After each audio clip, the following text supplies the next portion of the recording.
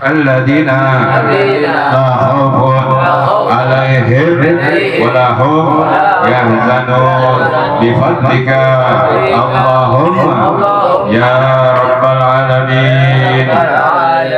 الفاتحة لحضرة النبي المصطفى رسول الله صلى الله عليه وسلم إلى حضرته في صحيح الحمد الكتاب الإمام الشيخ أبو زكريا النووي الشيخ الشافعي رحمه الله وجميع من أنزلنا في كل أمر سنه وصل في هذا الكتاب. الفاتحة. أعوذ بالله من الشيطان الرجيم. بسم الله الرحمن الرحيم. الحمد لله رب العالمين الرحمن الرحيم مالك يوم الدين إياك نعبد وإياك نستعين اهدنا الصراط المستقيم صراط الذين أنعمت عليهم غير المغضوب عليهم ولا الضالين.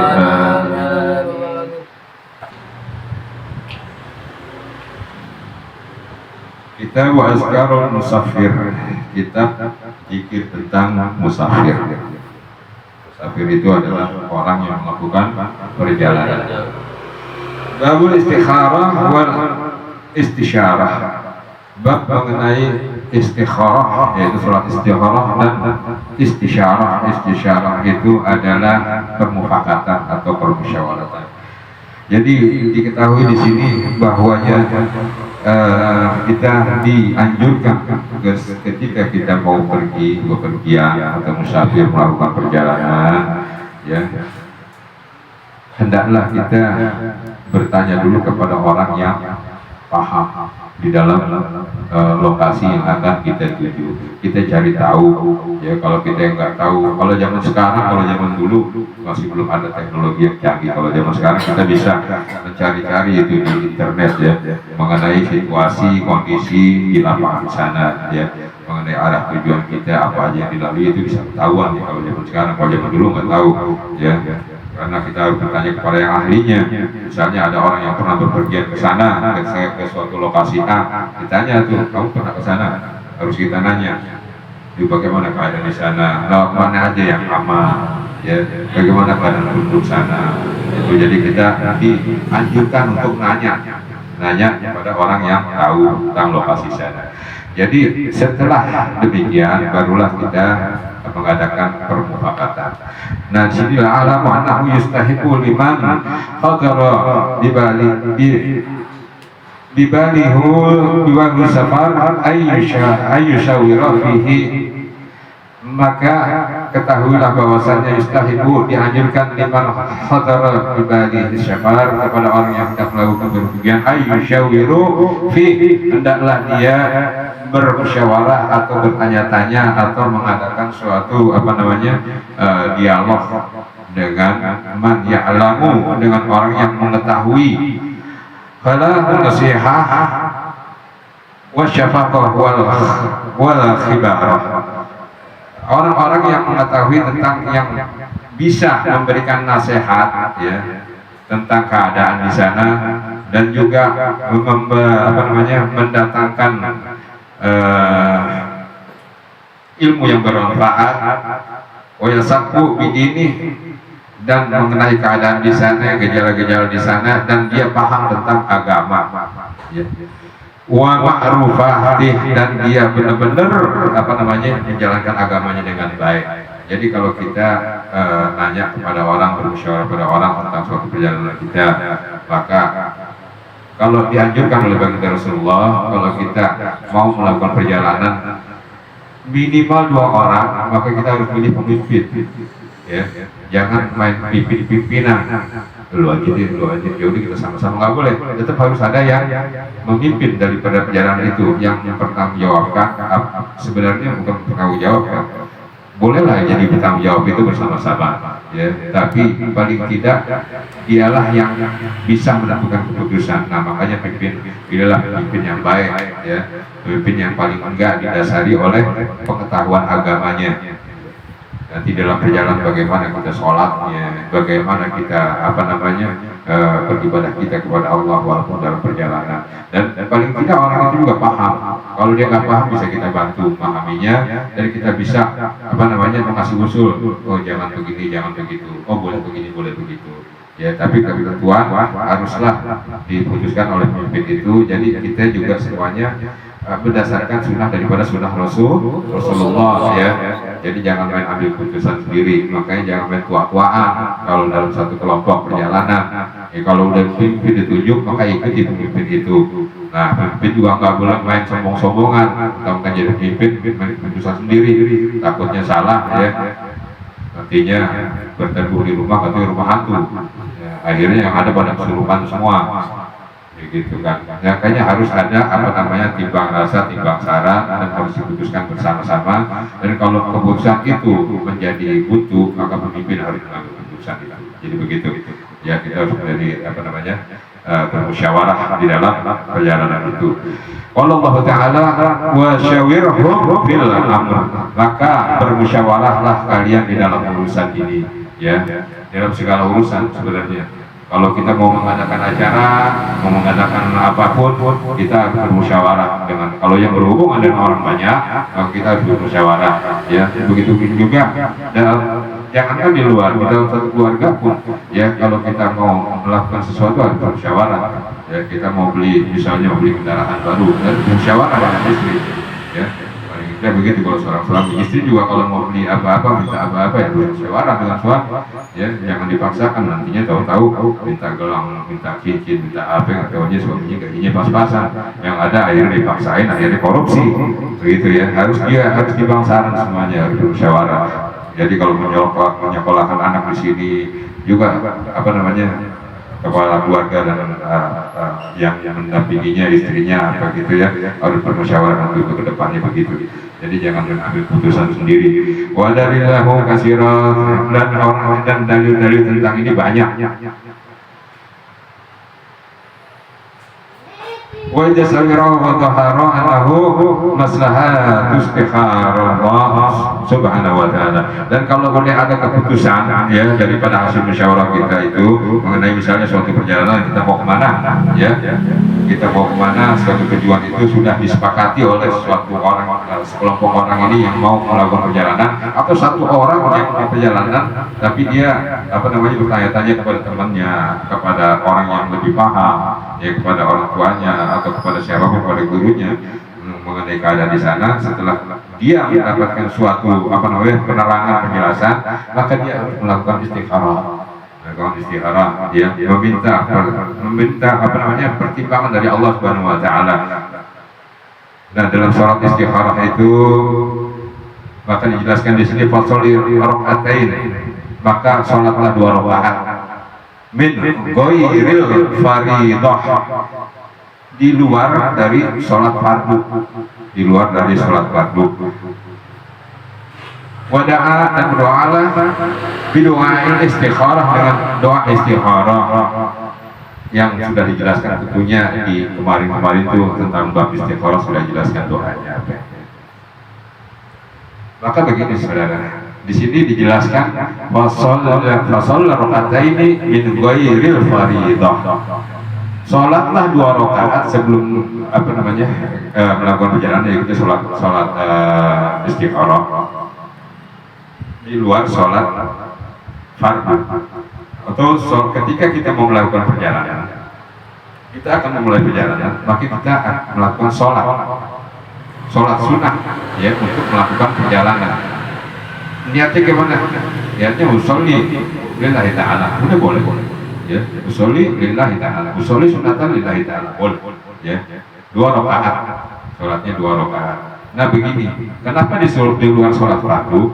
Karena baginda Rasulullah SAW ketika hendak melakukan perjalanan, melakukan safar, ya perjalanan apapun, maka kalau beliau ataupun beserta rombongannya akan melakukan perjalanan, ketika matahari belum condong, artinya matahari belum ada di atas kepala, belum waktu zuhur, ya.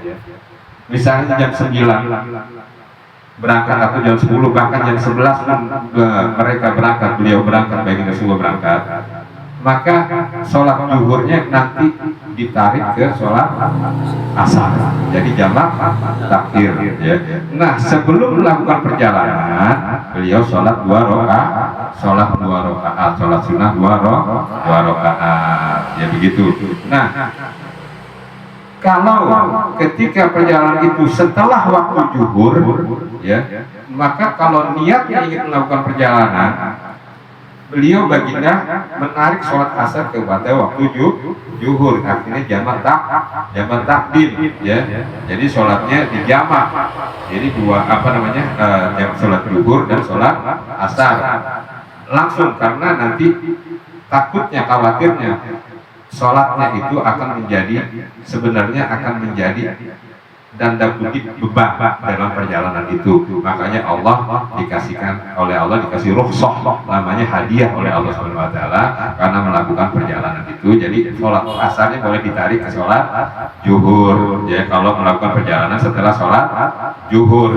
Tapi setelah sholat zuhur dan sholat asar yang dijamak tadi, melakukan juga sholat sunnah 2 rakaat untuk sholat perjalanan. Jadi dipisahkan, ya. Kan udah tadi sholat fardu nih, udah sholat sunnah dulu. Walaupun sunnah artinya boleh dilakukan, boleh juga enggak dilakukan. Tapi ini anjuran, ya, anjuran. Maka lebih baik dilakukan, karena baginda Rasulullah SAW pun melakukan yang hal demikian. Bapak Askari, pada istiqrari azimahi ala safar, yaitu zikir setelah melakukan penetapan kepada tujuan perjalanan. Fa'idastaqarra azimuhu ala safar, maka ketika kita telah berketetapan untuk melakukan perjalanan, tujuannya udah ada, semuanya udah ada, semua siap. Falyastahid, maka bersungguh-sungguhlah fi tahsilu amwari minha, maka bersungguh-sungguhlah di dalam memutuskan daripada ketentuan-ketentuan yang ada di dalam perjalanan itu. Ayyusi bima yahtaj ila wasiyati bihi, yaitu kita harus berwasiat dulu sebelum melakukan perjalanan. Semisal kita mau melakukan perjalanan kemana, maka kita harus berwasiat kepada orang, karena kita nggak tahu di dalam perjalanan itu kita apakah mendapatkan musibah atau enggak, apa kita dikarunia umur panjang atau enggak, apa bisa balik lagi atau enggak. Maka kita berwasiat kepada orang yang terdekat, ya. Walustahat ala wasiatih, dan hendaklah kalau wasiat yang kita lakukan itu dipersaksikan oleh orang lain. Sambil jalan nanti dijelasinnya. Oh ya, yastahila kulla man bainahu wa bainahu muamalah fi syai'in, wa yastahila kulla, dan menyelesaikan dari tiap-tiap min bainahu wa bainahu muamalati fi syai'in, daripada tiap-tiap orang yang mempunyai kepentingan daripadanya, daripada muamalah, artinya hubungan entah perdagangan, entah utang piutang, ya, kita harus minta maaf, ya. Di situ dijelaskan wa yastahilla, merendahkan diri, artinya minta maaf kepada orang-orang sekitar kita, teman kita kah, tetangga kita kah, ya, kepada orang tua kita, terlebih kepada guru kita juga, ya, kepada siapapun yang kita kenal. Maka kalau kita melakukan perjalanan, kita berwasiat kepada orang-orang, kepada orang tua kita, maaf Bu, Pak, ya, Mama, Bapak, saya mau melakukan perjalanan. Atau kepada istri kita, saya melakukan perjalanan, doain supaya perjalanan lancar dan insya Allah bisa kembali selamat sampai tujuan, sampai ke rumah kembali. Nah, kalau ada ada hal-hal misalnya berkenaan dengan saya nih, sebenarnya ada hutang kepada si fulan, ya. Semisalnya saya nggak ada umur, tolong bayarin. Jadi gimana, hutang itu adalah kewajiban kita untuk melunasinya, dan dilunasinya oleh ahli warisnya. Kalau memang sudah tidak mampu, bermufakatlah dengan dia, ya, dengan mereka yang mau ngasih pinjam kepada kita. Dan ada misalnya ada benda-benda lain, ya, itu ada misalnya ada tinggal di sini, ada surat ini, surat itu, ada barang ini, barang itu di lemari, ada emas kira-kira 10 kilo, ya. Ada 10 kilo di lemari, dibuka aja, itu di balik baju itu ada emas 10 kilo, buka aja kotak itu nyata 10 kilo, masih 1 gram, ya. Itu hendaklah nanti dimanfaatkan ya untuk kebaikan, gitu.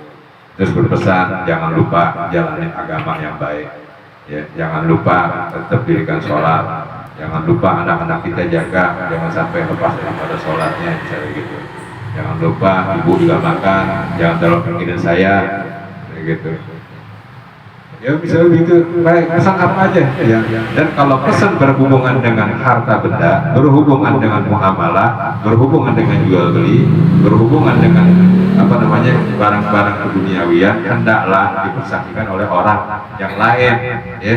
Jadi ketika itu, oh iya benar sebulan udah berpesan itu, ayo, paling enggak orang yang saksi ini ingetin, ya, orang yang bersaksi ini ingetin, gitu. Ya misalnya seorang suami pergi mau melakukan perjalanan apalah, dagang atau apa, berpesan kepada istrinya, nanti saya ini perjalanan kira-kira lama, kira-kira 5 bulan, ya, atau beberapa bulan bekerja di suatu tempat. Ya kalau saya nggak balik, ya kawin lagi ya. Wah, aduh repot, jangan begitu, bosan, jangan begitu, ya, jangan begitu. Boleh nggak pesan aja, udah silakan kawin lagi, boleh kayak boleh aja, tapi jangan juga begitu juga, ya sama-sama paham lah, ya. Paham gitu. Karena nanti kalau ada orang ada pilihan lain, nanti di surganya kalau sama-sama masuk surga, Allah menentukan terserah kamu mau pilih yang mana, gitu. Kepada yang baik aja yang dicintai. Udah ada niat?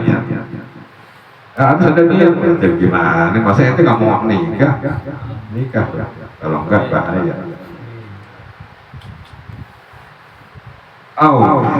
Masahibah, atau minta maaf kepada para sahabat, ya, minta maaf kepada orang tua, kepada sahabatnya, ya. Dan minta ridho kepada orang tuanya sebelum melakukan perjalanan. Dan juga kepada guru-gurunya. Tuh, jadi minta maaf kepada orang-orang sekitarnya, kepada orang-orang yang telah mendukung dia melakukan perjalanan, misalnya mau pergi haji ada yang bayarin, ya, ya, insya Allah gitu kan, melakukan terima kasih, minta maaf, ya, selama ini ada salah. Yuk bersahabat-sahabat ini, dia suka main celah-celahan, suka main bully-bulian, minta maaf, minta ridhonya, ya.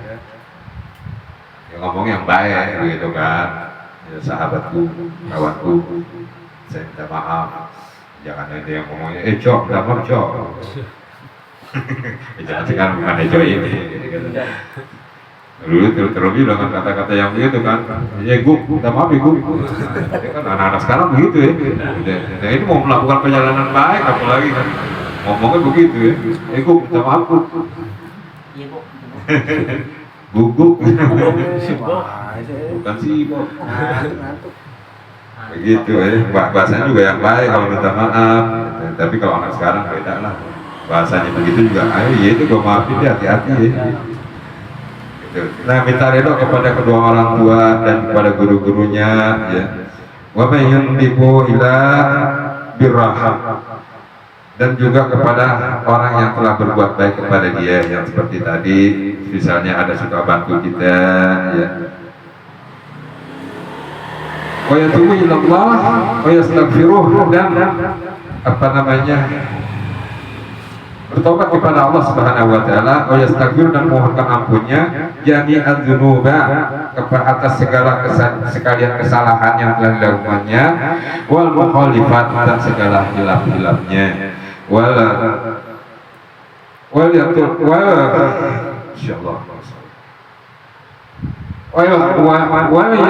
yatlubu min Allah ta'ala ma'unah. Masya Allah. Ini udah ya. Dulu kali ya. Udah jadi keserimpet mulu.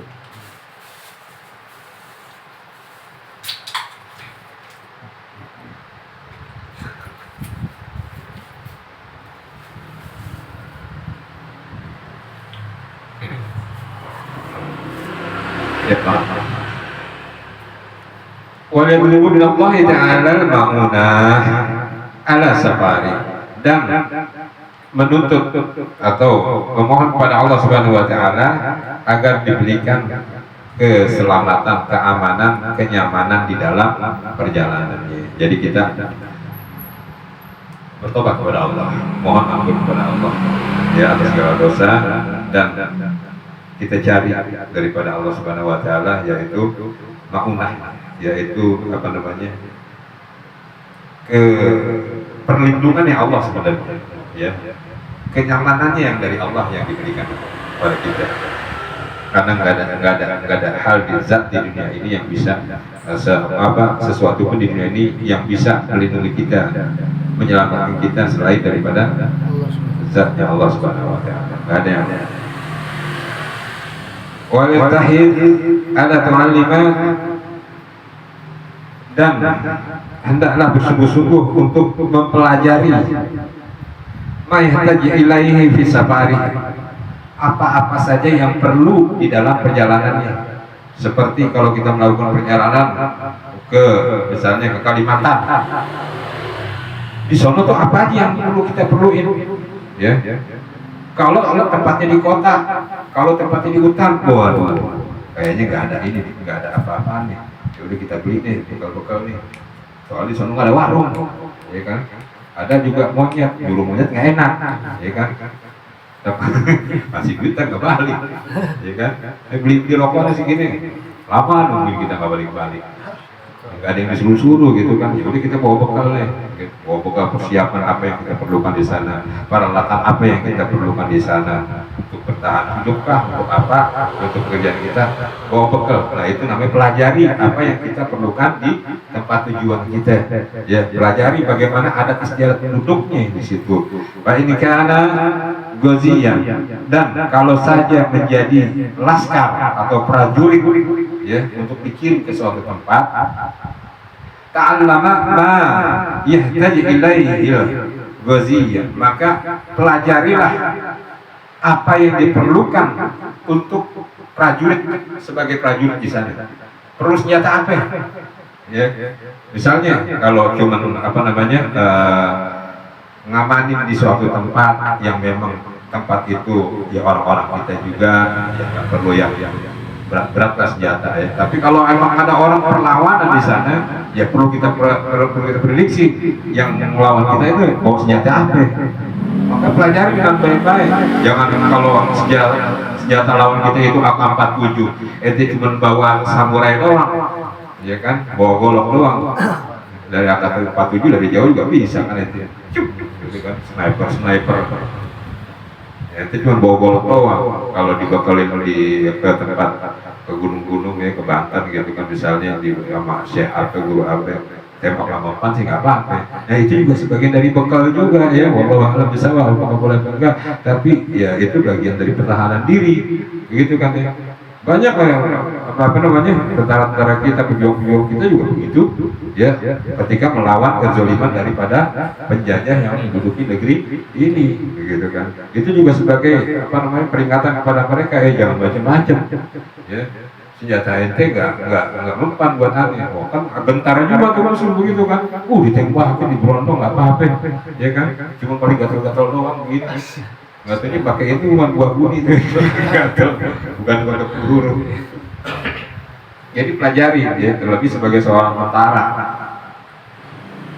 Menawar kita, dan juga bagaimana cara berperang ya, dan juga hukum-hukum tentang menawar kita wa da'awat wa amaril ghanimah, dan juga jangan sampai kita mundur daripada peperangan. Ya, prajurit harus dibekali, jangan sampai ketika perang kita mundur ya, pasukan jadi kocar-kacir. Dan bagaimana juga tentang pembagian pampasan perang ya. Itu kalau kita mau perang, pasti kalau habis perang itu kan ada yang ditinggalin daripada musuh kita. Nah itu adalah ghanimah, artinya harta rampasan perang, maka dibaginya harus adil ya. Kalau ada hukum Islam, dipakai hukum Islam di situ, maka harus berdasarkan hukum Islam ya. Pemimpin berapa, prajurit berapa, buat apa namanya, buat ke Baitul Mal berapa? Kalau jangan dulu buat Rasulullah berapa? Begitu kan. Nah itu harus benar-benar, dan jangan apa namanya, jangan mencuri daripada ghanimah itu. Misalnya ada musuh, lihat mati mayatnya ada pakai emas nih, diambil peti, jangan. Ya. Terus lihat musuh mati ada pakai kalung, diambil kalung. Jadi ketika sampai ke rumahnya nggak tahu kalungnya kalung gituan, kalung apa namanya, keramat, dia dihantuin, ya kan, sering begitu ya, kalau film, gitu, kali suruh balikan saya kalungnya, karena ya kok bagi gua, perjalanan jauh, ongkos nggak punya, kan gitu kan, ya udah aku ambil nyawa bang, film begitu, ya, film, jangan diambil serius, tapi juga ada sih begitu.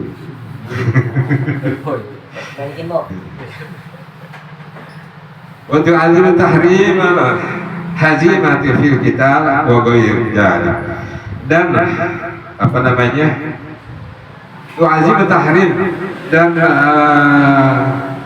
keagungan atau kebesaran daripada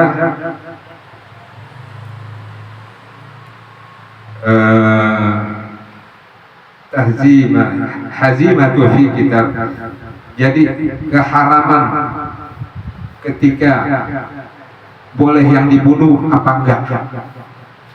Anak-anak yang nggak boleh dibunuh, ya.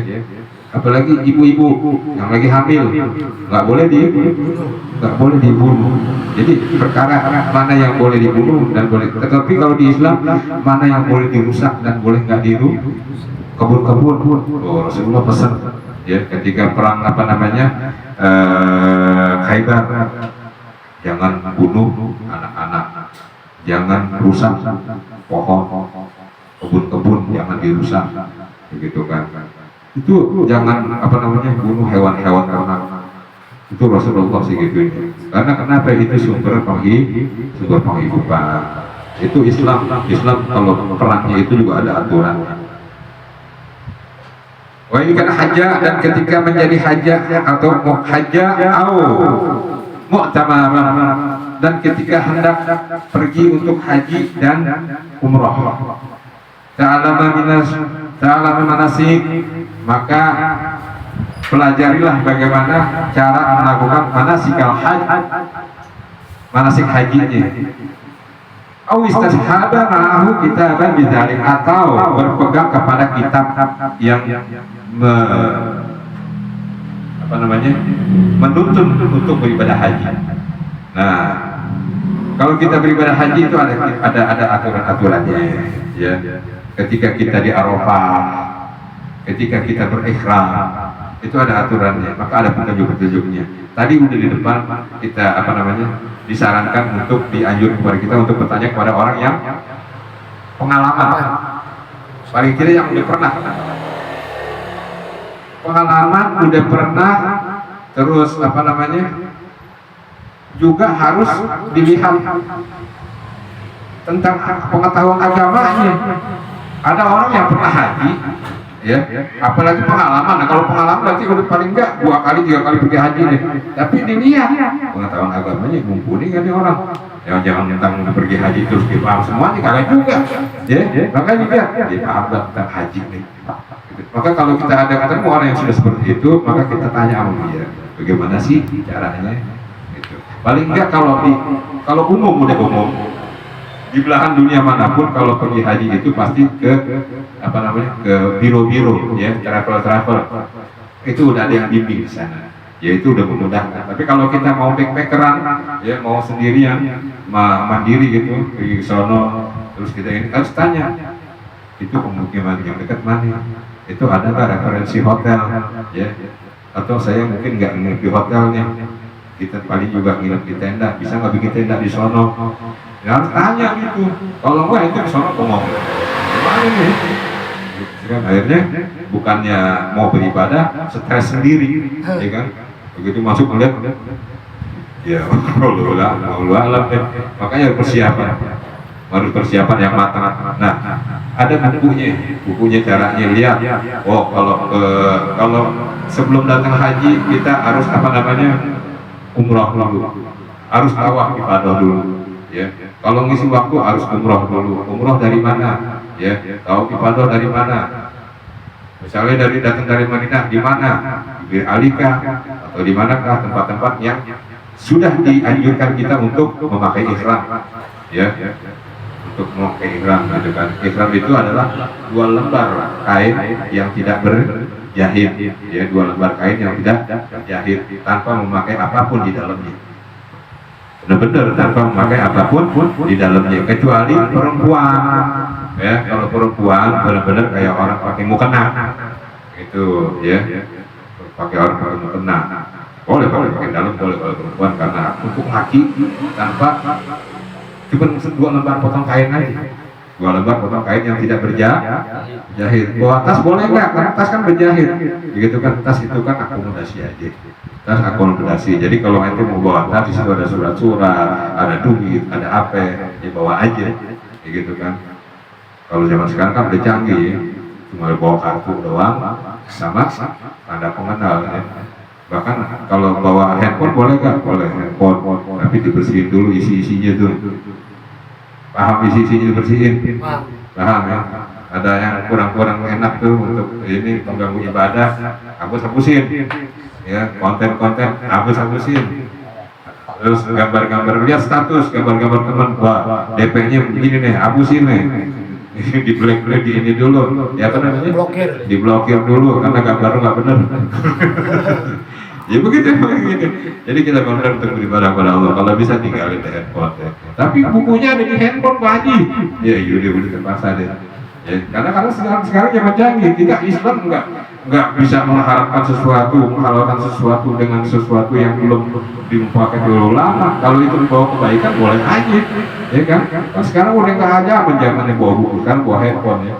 Tapi juga handphonenya harus bersih, ya. Ketika kita baca Al-Quran di dalamnya ada sesuatu yang kurang bersih, ya dibersihkan dulu, begitu kan?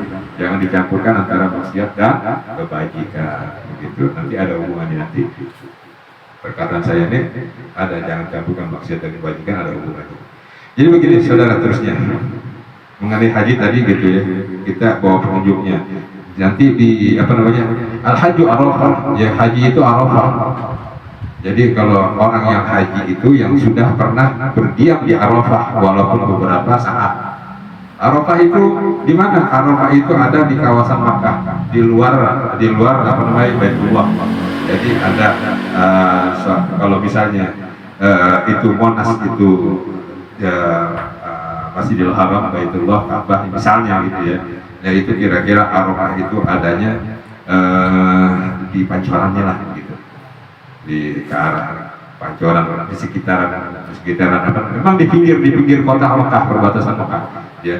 Nah di situ nanti orang berkumpul karena di situ itu ada yang namanya tempat pertemuannya Nabi Adam dan Ibu Hawa yang disebut Jabal Rahmah, ya. Jadi Bukit Cinta. Ya kalau di sini namanya itu Bukit Cinta. Ya kalau di sana Jabal Rahmah. Nah di situ ada itu tempat orang pada wukuf. Nah wukuf itu di Arafah. Wukuf itu arti berdiam. Enggak sembarangan orang yang ke Arafah dibilang udah haji, enggak, karena ada waktunya. Ya, waktunya yaitu kapan? Tanggal 9 Zulhijjah, waktunya itu. Ya, kalau di luar tanggal 9 Zulhijjah berarti belum dan bukan ya, karena al-hajju arafah. Allah jelaskan al-hajju arafah, haji itu arafah, jadi gitu. Terus ada orang yang umrah dipanggil haji juga, ya. Insya Allah kita doain namanya, ya, semoga dia jadi haji. Terus orang yang belum umrah juga, belum haji juga dipanggil haji, boleh kan? Boleh. Insya Allah kita doain aja, ya, Insya Allah jadi haji. Tapi jadi GR katanya, ya nggak apa-apa, itu kan pribadi masing-masing. Paling ganteng nanti dipanggil misalnya haji mean gitu, haji rokoknya sebungkus, wah kan gitu kan. Nanti waktu panggil deh yang baik-baik itu doa, ya. Nanti jangan panggil yang nggak bener, cok ya, gitu kan. Itu lagi musim tuh, ya. Cok, namanya cok, cok.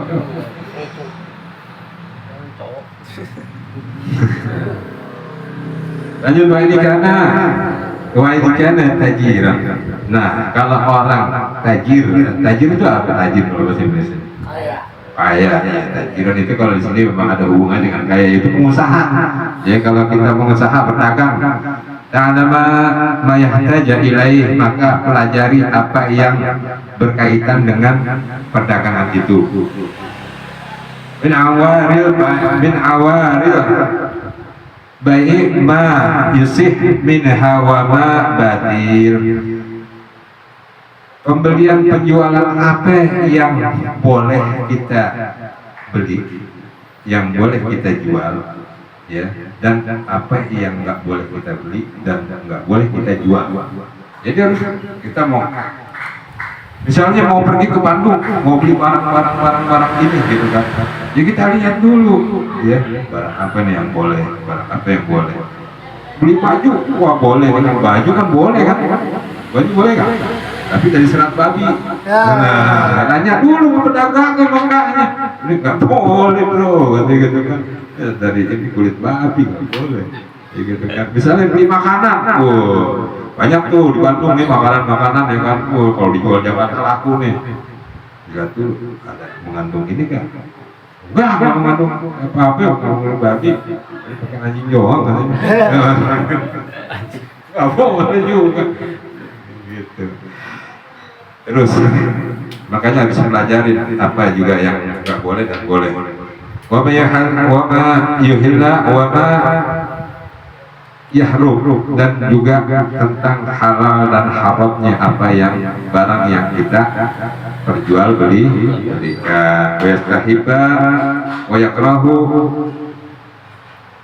wa yabah, dan apa namanya, sunnahnya juga. Jadi selain halal dan haram, sunnah nggak nih barang, terus makruh nggak nih barang, mubah nggak nih barang. Mubah itu artinya boleh-boleh aja nggak nih barang, gitu kan. Wa ma yarji'u 'ala ghairihi, dan nggak boleh kita keluar daripada yang hukum-hukumnya yang telah ditetapkan oleh Allah Subhanahu wa Ta'ala. Berbisnis juga harus mengikuti hukum daripada hukumnya Allah Subhanahu wa Ta'ala. Wa in kana muta'abbidan, dan seandainya perjalanan itu adalah untuk beribadah, sa'ihan mu'tajilan linnas, yaitu untuk mengucilkan diri daripada manusia. Nah kita nih, waduh, ini udah tingkatnya udah ini nih, udah orang kayaknya orang putus asa nih. Enggak lah.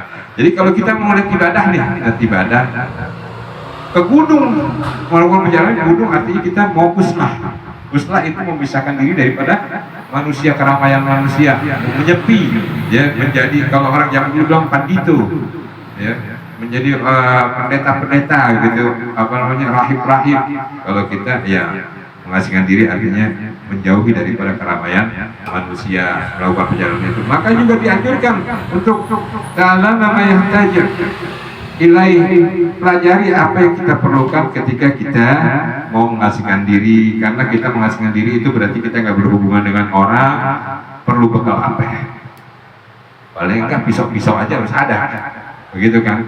Karena kita akan butuh memotong kah, mempertahankan diri kah, paling enggak panci aja harus bawa.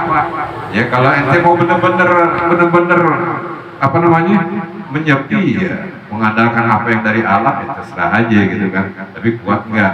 Ya jangan-jangan baru sampai, baru beberapa jam udah pulang lagi, udah angkat tangan gitu kan, udah nggak kuat ya. Nggak tahu juga, turun dari gunung ada warung di sini gitu, nggak tahu aja mengasingkan diri, ya nggak boleh lah, ada tete lagi, udah cemberut aja, padahal bukan dia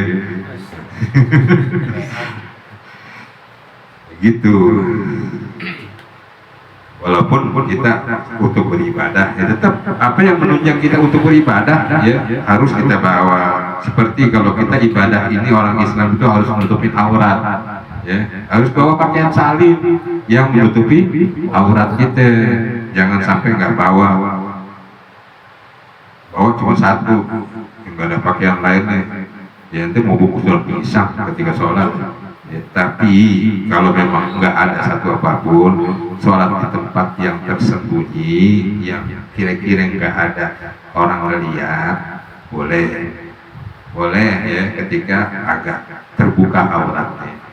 Tapi kalau nggak ada orang yang ngeliat, ya benar-benar tempat yang nggak ada orang ngeliat.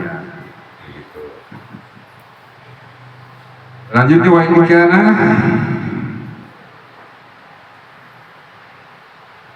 mimman yasidu ta'ala.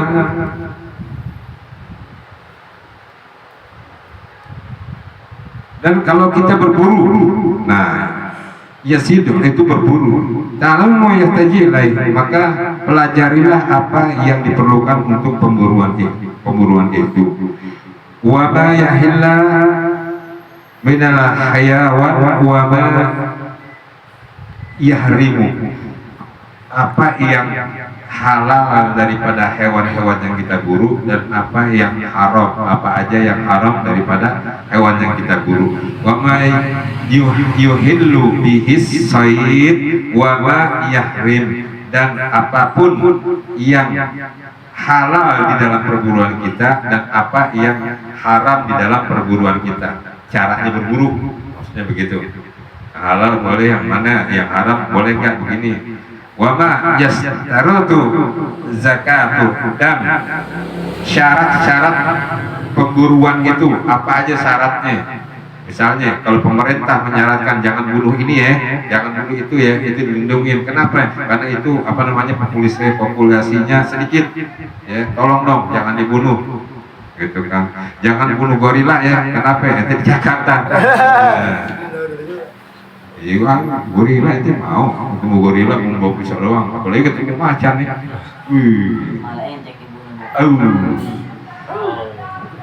Jangan bunuh anak anaconda, ya siapa yang mau bunuh anak anaconda ya? Telan iya. Nah itu perhatikan itu yang syarat-syaratnya dalam pemburuan. Omaya fihi kita kalbun. Nah, dan apapun yang membantu kita di dalam perburuan itu seperti menggunakan anjing. Ya. Terus wasaham dan anak panah dan yang lainnya. Caranya gimana? Nah, supaya menjadi halal atau bahkan nanti menjadi haram perburuan kita. Kalau pakai anjing, misalnya, caranya gimana?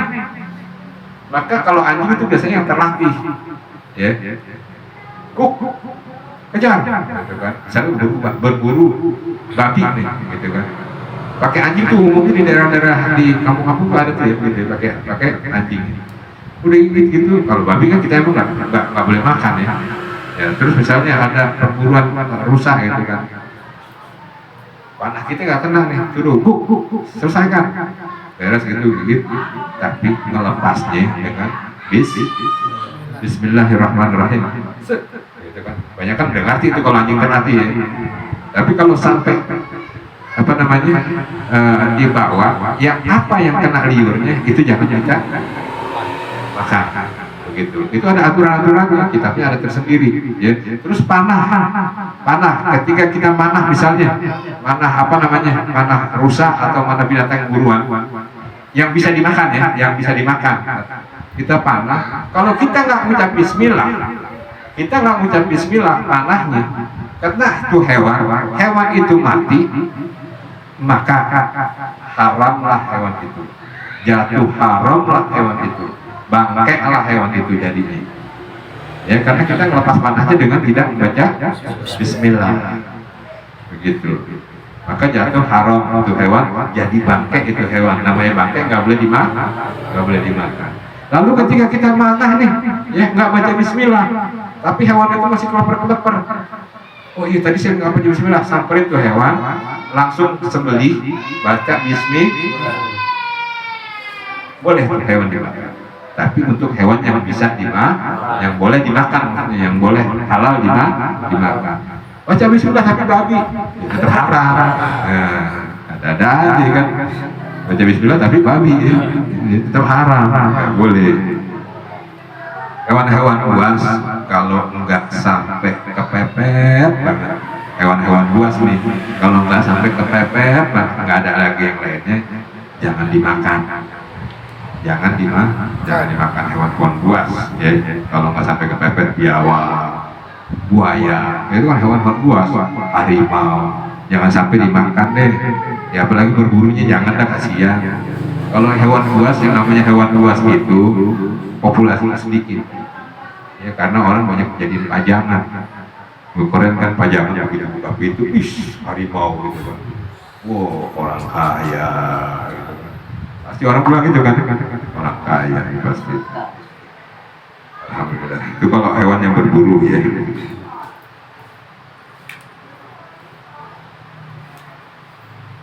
Wa ini kana ra'iyan, maka kalau menjadi gembala, maka pelajarilah apa yang diperbolehkan, yang dibutuhkan untuk menggembala. Kalau menggembala itu, maka perhatikan, kita harus sayang kepada yang kita gembalain, perhatian kepada yang kita gembalain. Terus kalau kita menggembala di suatu tempat, yang kalau tempat itu adalah miliknya Allah, perhatikan ya, kalau miliknya Allah itu taruhlah milik pemerintah, ya makan apapun juga nggak jadi risiko. Tapi kalau kita menggembala misalnya hewan ternak kambing, kebo, sapi, terus di ladangnya orang, itu yang jadi masalah. Kalau orangnya nggak suka, tetap jatuhnya kita mencuri, karena kita menggembala. Ya kita nggak boleh, itu kan kambing ini nggak punya otak, nggak boleh begitu. Ente yang gembala, ente yang gembala, ente imamnya begitu kan, ente supirnya, ente larang, itu nggak boleh. Jadi perkara. Ya. Maka kalau kita menggembala, misalnya di suatu tempatnya ladang, gitu kan, kita izin sama yang punya ladang, misalnya, Bu, saya mau gembala itu ada rumput gede-gede itu, daripada dipotongin mendingan saya gembala itu ya, sekalian potongin rumputnya. Itu boleh izin dulu kepada yang punya lahan gitu. Nah terus kita minta izin, minta redonya kepada yang punya untuk menggembalakan ternaknya. Jangan ente ada orang punya, lu hewan gua kemana? Padahal itu menggembalain aja gitu kan. Soalnya begini, kebanyakan para nabi itu gembala. Nabi Isa penggembala, ya. Nabi Musa penggembala. Semua Nabi Muhammad SAW menggembala juga, menggembala kambing, ya. Semua rata-rata karena di pengembalaan itu, ketika dia di padang yang luas, nggak ada orang, cuma kambing-kambing pada dia pada makan, ternak-ternaknya domba pada makan, terus dia berteduh di bawah pohon, dia sambil memandang seluruh alam, maka disitulah apa namanya, nyatunya hati itu dengan alam sekitar. Terlebih kalau ada sinar di hatinya, maka nyatulah dirinya dengan pencipta alam itu. Enak di padang gurun, ada gunung-gunung, ente kebalik pohon gitu kan, sambil zikir.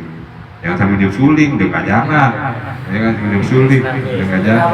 Kalau mau ente download suaranya doang, suara suling. Oh zaman sekarang kan gitu, soalnya apa, sinyal nggak ada. Ya kan sinyalnya nggak ada, tapi sekarang gunung-gunung udah ada sinyal sih, apa ya, kalau nggak itu nonton YouTube gitu kan, sama aja ente nggak jadi nabi juga. Maksudnya nggak jadi orang yang sekelas soleh juga, karena itu nonton YouTube yang YouTube yang gitu-gitu lagi ya. Jadi tapi dari Pak Haji, kayak Pak Haji boleh lah kalau cerita dari maksudnya yang mendekatkan kita kepada Allah Subhanahu Wa Taala. Gitu. Kalau jadi penggembala itu terlebih kita harus sayang. Terus kita minta izin sama pemiliknya nih, misalnya pemilik kambing, Pak nanti saya kan menggembala, kemungkinannya 3 hari. Kalau orang dulu begitu, gembala nggak sehari pulang, nggak sehari pulang, seminggu kadang baru pulang, sepekan baru pulang, 3 hari 4 hari baru pulang. Terus kalau ada keadaan yang tidak memungkinkan, atau keadaan yang untuk bertahan hidup, atau keadaan yang memang harus memotong hewan ternaknya, izinin ya Pak ya, gitu. Harus izin dulu. Ya, begitu juga yang penjaga kebun nih, penjaga kebun sama aja kayak pengembala. Penjaga kebun misalnya kebun mangga, ya, kebun korma atau kebun apel misalnya gitu. Itu harus, kalau Pak nanti kalau ada yang jatuh boleh dong saya makan, harus izin. Harus izin, ya. Jangan mau jatuh, makan enggak jatuh. Misalnya 10 buah durian jatuh, yang di atas tinggal 2, ya kasihan yang memiliki kan gitu kan, jatuh Pak, gitu. Emang durian jatuh hanya enak, itu gimana? Durian jatuh busuk gitu. Dia nggak ngerti, kemudian tidak jatuh hanya enak ya, nggak ngerti apa pinter gitu, gitu harus izin dulu sama yang punya, walaupun itu sekedar yang nggak kepake, harus yang punya sama yang punya kita izin biar minta redoknya, insya Allah berkah hidupnya begitu. Nah tadi untuk seorang pengembala, lalu wa in kana rasulan min sultan ila sultan au nahwahu, atau jika menjadi rasulan artinya orang yang diutus oleh raja kepada raja atau yang sejenis raja. Ada orang yang diutus oleh presiden ya kepada presiden yang negara sebelah. Ada orang yang diutus oleh gubernur untuk gubernur negara wilayah sebelah. Nah, itu gimana? Maka sama tadi ya, pelajari apa yang yang diperlukan untuk kita bertamu kepada orang yang kita diutus kita untuk bertamu di sana. Maka apa aja kita harus tahu. Di sini apa diterangkan daripada adab kita bertemu dengan presiden di sana, adab kita bertemu dengan gubernur kepala daerah di sana. Nah, jangan gubernur kepala suku dan kepala suku juga diutus, kita harus tahu adab. Nah, penduduk sekitar itu bagaimana? Jangan-jangan ketika visit kita di sana, penduduknya kok pada nggak pakai baju? Ya ada kan yang begitu ya, suku ada gitu nggak pakai baju gitu kan. Lalu kita geli gitu kan. Nah, kita pelajarin dulu makanya. Oh, di sana nggak pakai baju. Oh, di sana begini orangnya. Oh, di sana agamanya lain. Ya, kita harus tetap masalah agama, masalah masing-masing pribadi ya. Tapi masalah adat, apalagi terlebih seorang tamu, ya harus ikutin adatnya. Yang daerah yang dituju, ya. Jangan kita main mentang-mentang, gede, nggak nutupin aurat ya.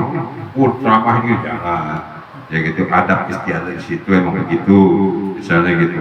Terus adab di situ, kalau namu makannya nanti malam.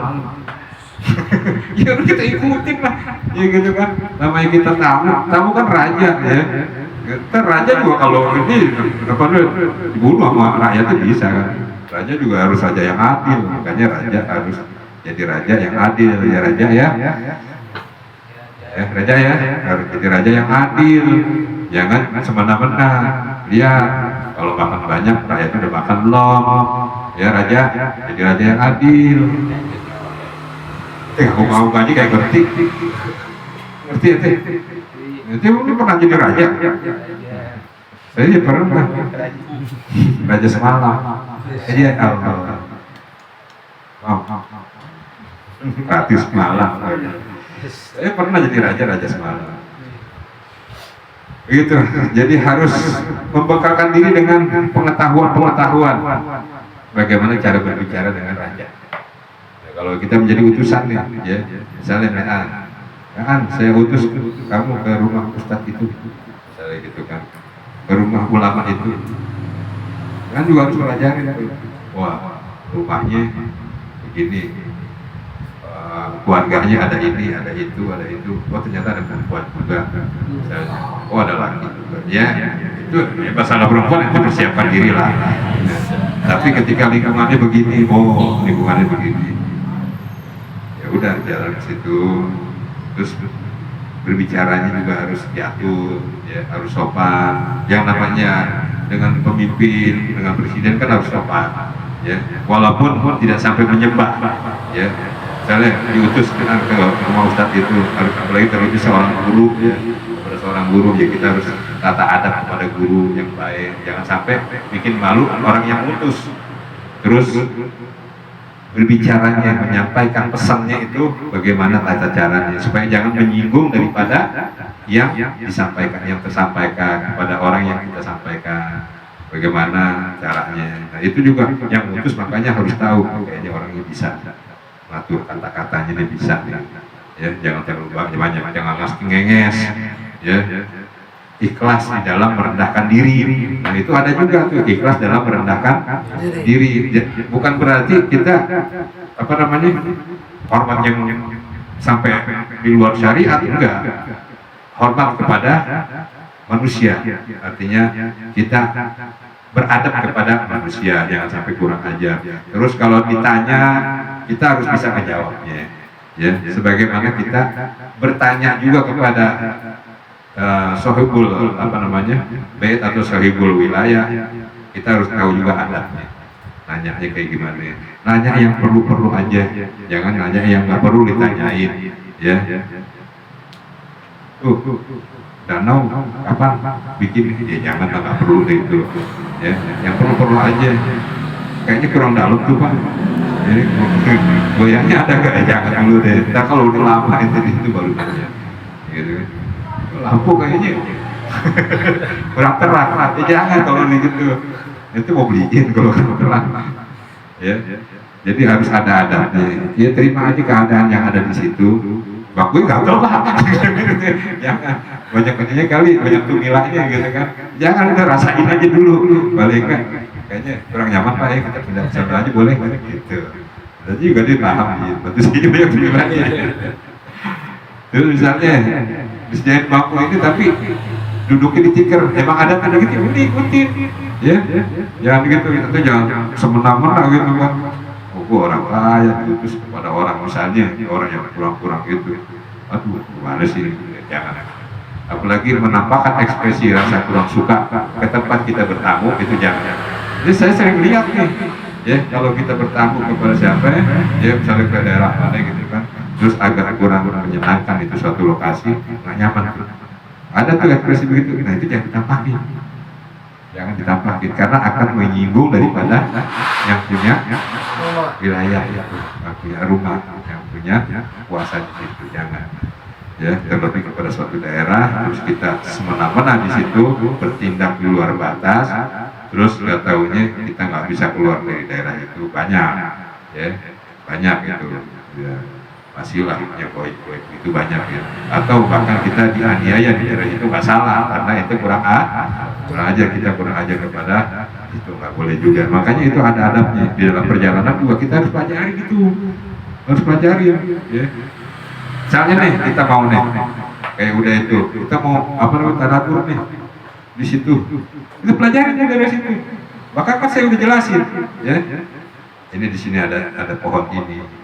Di sana ada ini, ada gubuknya, di sana juga ada peristirahatan abadi, ya, peristirahatan yang mewah, peristirahatan abadi, gitu kan.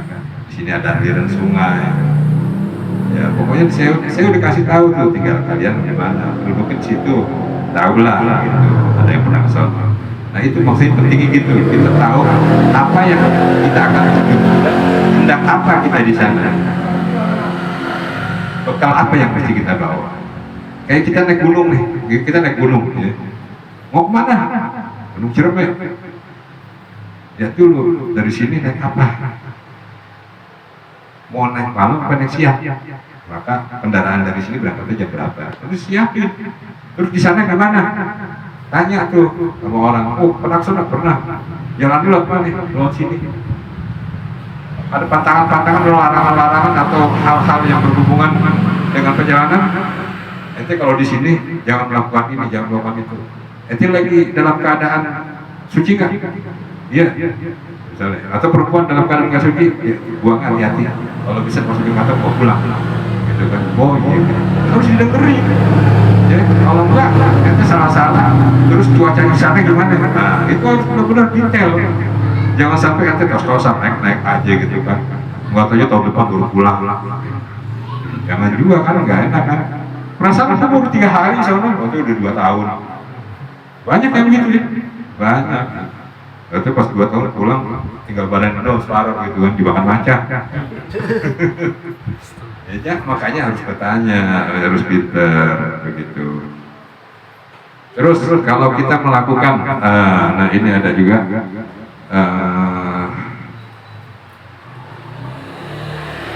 Masalah pembelian, kita diwakil sebagai wakil dagang.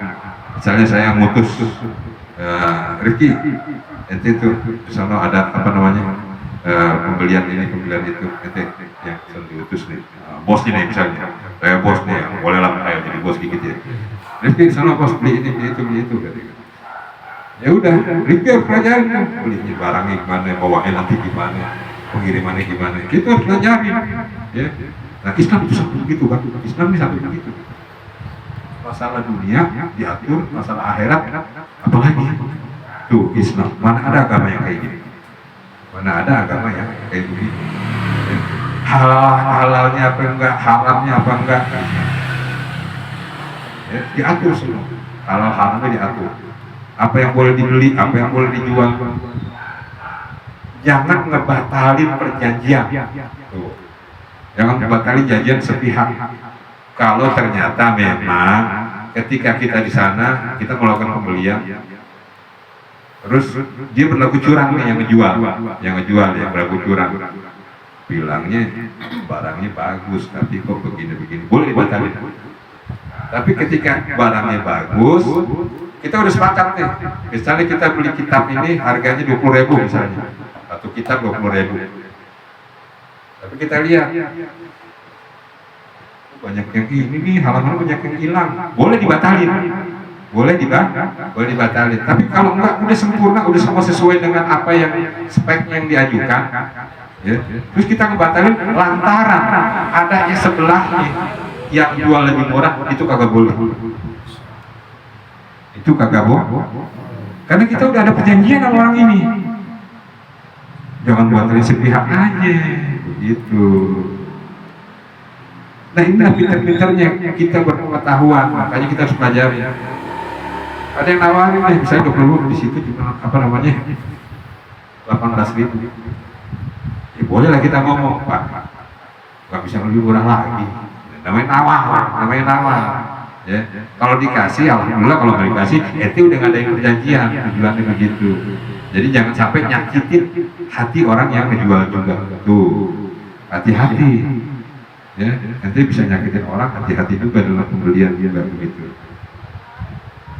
Ya, paling enggak nawar, ya udah 19 nih ya, gitu kan.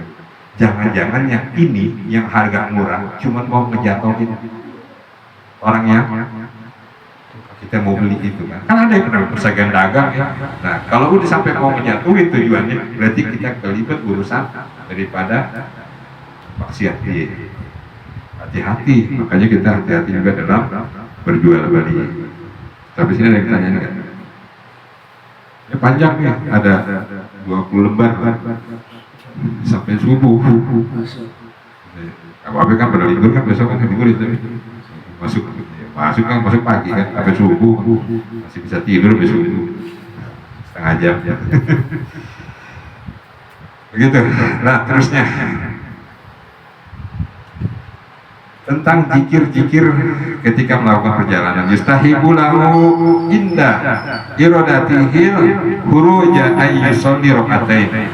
Dianjurkan ketika hendak keluar dari rumah untuk bepergian, yaitu sholat 2 rakaat. Ada Rasulullah SAW, bahwasanya Rasulullah SAW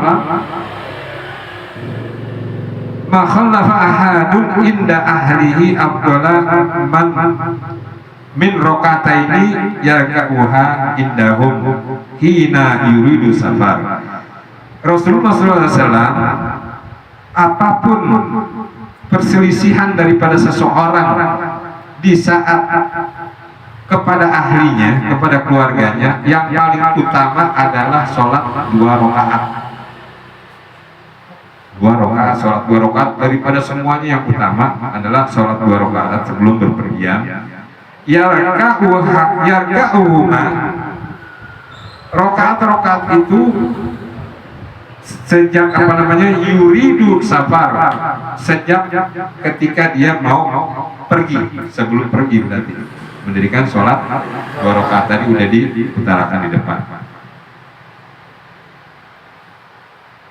Rawahu Tabrani qala berkata ba'du ashabina, sebagian sahabat-sahabat kami, yustahibba ay yaqra'a fil awali minhuma ba'dal Fatihah, dianjurkan membaca di rakaat awal, di rakaat pertama setelah baca suratul Fatihah adalah baca qul ya ayyuhal kafirun. Jadi rakaat pertama Al-Fatihah, qul ya ayyuhal kafirun suratnya. Bisaniyah di rakaat yang kedua qul huwallahu ahad. Ya, jadi sholatnya itu baca kuliah setelah Fatihah dan setelah Fatihah baca lagi qul huwallahu ahad. Surat apa namanya itu? Al-Ikhlas. Ya, makanya kalau kita ikhlas jangan disebut gue ikhlas kok. Karena surat Al-Ikhlas aja nggak ada kata-kata ikhlas di sana. Ada nggak? Nggak ada. Ada nggak? Nggak ada. Nggak ada. Dan istimewanya surat Al-Ikhlas, orang yang rada kurang ngomongnya, cadel misalnya, itu bisa dicadel. Wallahu ahad.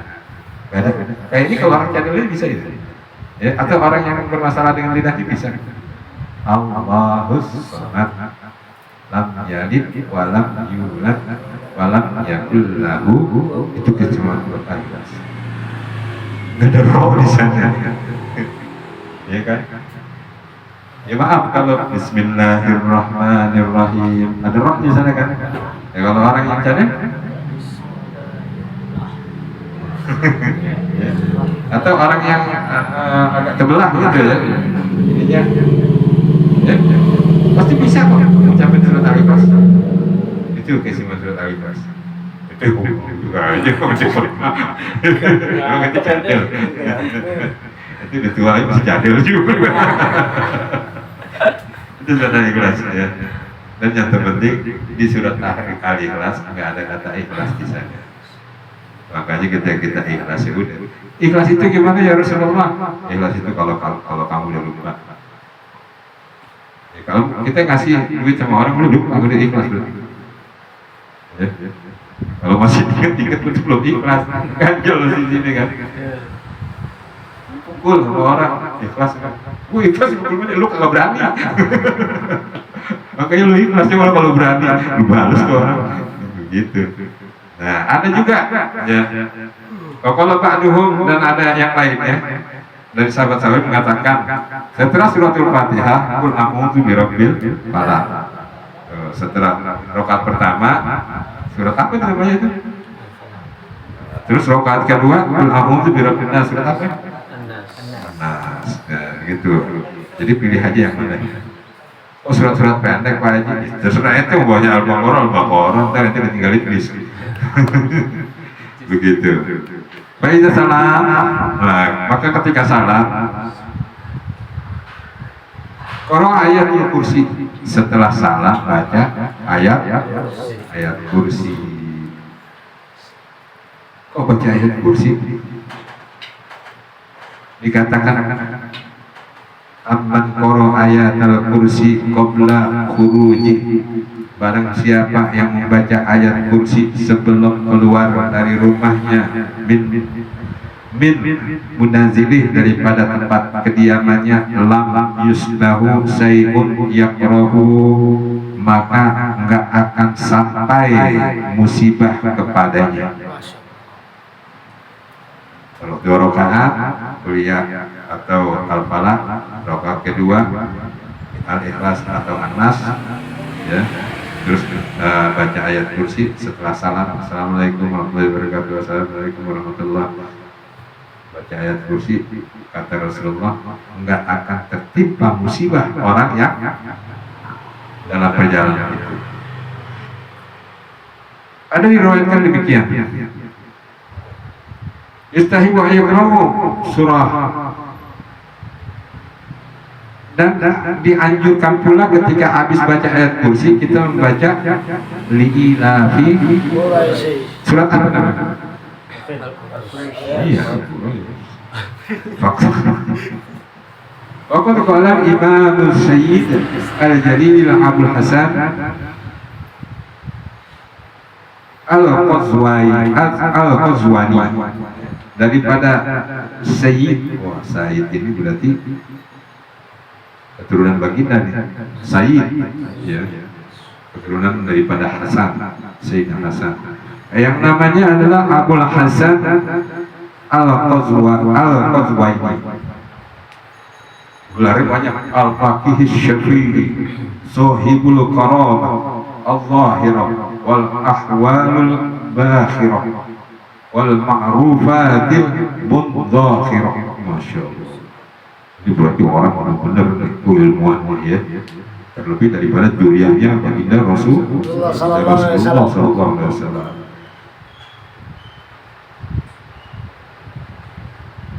Innahu amana min kulli bahwasanya ketika kita membaca ayat kursi setelah sholatnya terus membaca surat Quraisy, maka sesungguhnya amanlah min kulli daripada kejahatan, keburukan, kejelekan perjalanan. Tidak ada keburukan dalam perjalanan. Perhatikan. Qala Abu Thahir, berkata Abu Thahir bin Jahsawiyah. Abu Thahir ini aratu safaran kuntu khaifatun minhu qad khalatul ila qaziwa ila al-qazwani. Aku hendak melakukan perjalanan dan aku datang kepada Syekh Al-Qazwani. As'aluhu, aku mohon doanya kepada syekhnya. Ya Syekh, aku mohon doa. Faqala, maka berkata Syekh itu, Syekh Qazwani, li ibtidaan min kibari nafsi. Sebelum saya ngomong, Assalamualaikum ya Syekh, masuk. Belum ngomong, maka Syekh itu langsung ngomong. Man arada safaran fafazi'a min adawa wahasyan falyaqra'u li'ila fi Quraisy. Kalau engkau mau melakukan perjalanan, maka baca li'ila fi Quraisy. Belum ngomong, udah tahu. Assalamualaikum ya Syekh, masuk. Kalau engkau melakukan perjalanan, baca li'ila fi Quraisy. Belum ngomong, ya belum ngomong udah tahu. Berarti kan udah makomnya udah tinggi.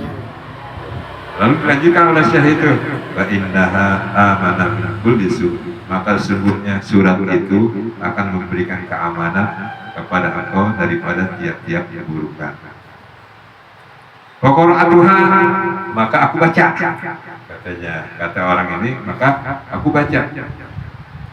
Falam ya'ridu li aradhatal, maka aku enggak mendapatkan suatu kesulitan pun sampai aku kembali lagi.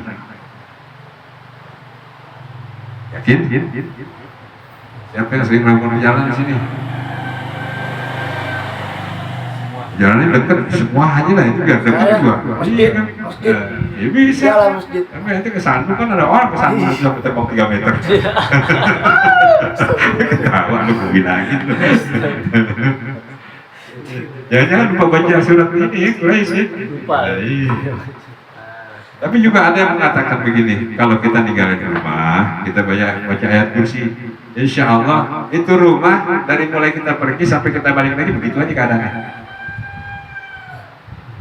Ya, dari mulai kita pergi tapi kita balik lagi begitu aja keadaannya, ya walau kotor-kotor dikit lah, tapi begitu aja keadaan. Berarti nggak ada yang mengganggu daripada rumah itu, baik gangguan daripada yang johir maupun yang batin.